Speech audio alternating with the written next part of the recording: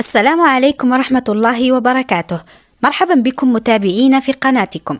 لا تنسوا الاشتراك وتفعيل الجرس ليصلكم كل جديد من أخبار المشاهير أولا بأول.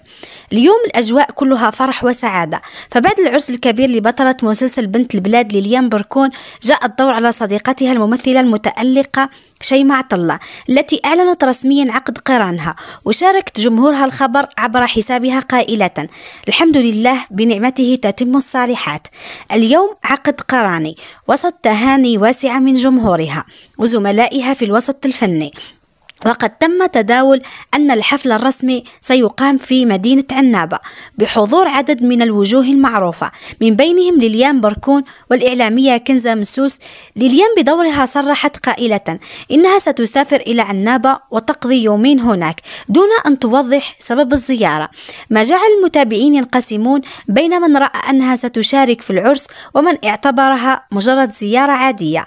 كما أثارت تصريحاتها تفاعلا كبيرا على مواقع التواصل الاجتماعي بين من بارك لصديقتها شيماء ومن انتقد الفضول الزائد لدى البعض.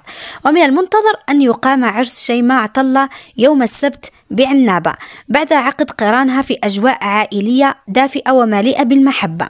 الممثلة التي عرفها الجمهور من خلال مسلسل بنت البلاد عبرت عن سعادتها الكبيرة بهذا الحدث، ووصفت اليوم بأنه من أجمل أيام حياتها، شاكرة جمهورها على دعمهم ومحبتهم المستمرة.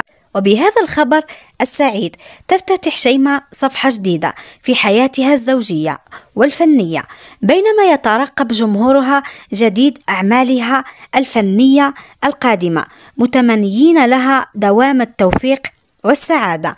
وبرأيكم، هل سيكون عرس شيماء عطلة أجمل من عرس ليليان بركون أم العكس؟